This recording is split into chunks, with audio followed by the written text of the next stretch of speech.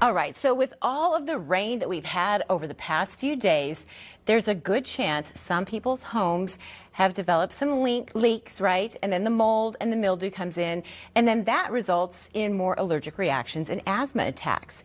So joining us live with ways to protect your family from those harmful spores is family practice physician Kimberly Petrick with Kaiser Permanente in Santa Monica. Thank you so much for being with us because this has a lot of families concerned.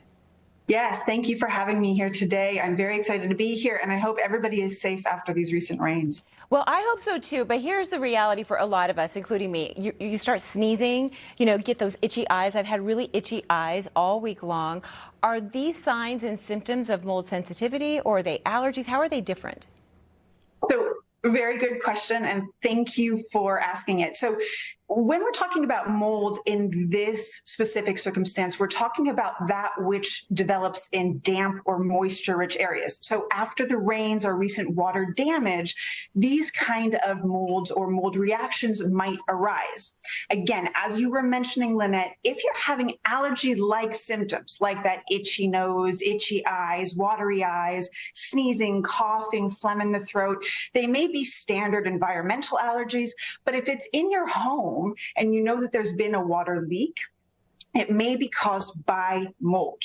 With that said, mold is not always an allergy for everybody. It may just simply be an irritant. Mold by itself is quite an irritant and can create eye irritation, nose or sinus irritation or throat irritation, even if you don't have an allergy to mold. Let's talk about how people can protect themselves. Let's give our viewers some news they can use. What can they do to protect their home and their families? So most importantly is if you feel like you've had any water damage or leaks, whether it's a pipe, a problem with the roof, or even after you've taken a bath or a shower in a warm environment, make sure that you prevent or minimize any dampness in the room or the house. If you know you have a leak, say for the roof, for example, please get that roof or that leak fixed. Allow for ventilation. So again, we're talking about indoor damage from water or any kind of moisture accumulation. Even if it's in your bathroom, for example, after a shower, make sure that you're ventilating the area 15 to 20 minutes, whether that means circulating the fan or opening a window. If you have dehumidifiers or HEPA filters, you may elect to use those. If you know that there is mold that is in your home and it's in a small area, try to clean it. They make mold detergents or bleach, but make sure that you're wearing goggles, masks, and gloves, not only to protect yourself from the chemical irritants, but also from the mold and the spores that may be let loose when you clean the area. And let's also focus on the most important thing. If you have mold and it's in a large area, please consider calling a mold remediation company.